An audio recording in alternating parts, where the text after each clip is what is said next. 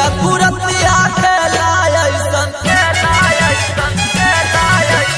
कैला कुरतिया खेला ऐसन हमका बोलिए सखी तैया राते भर में फाट देला चोलिए सखी तैया राते भर में फाट देला चोलिए सखी।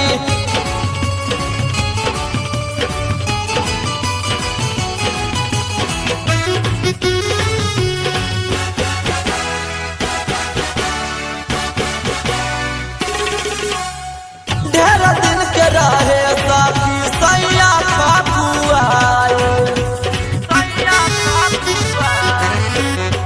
ढेर दिन के रहे साथी सैया खाकुआए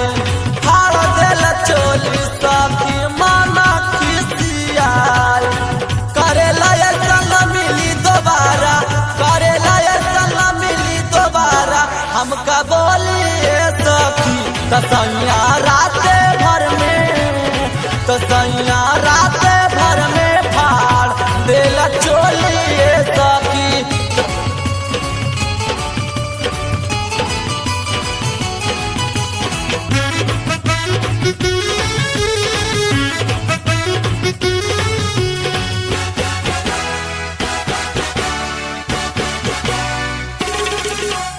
बाबलू वाला मुआ के कुछ ना बुझाता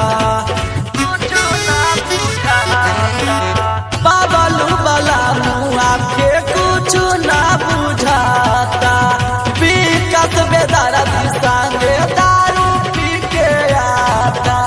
आबे लपी के मुँह गमका के आबे लपी के मुँह गमका के हमका बोलिए सखी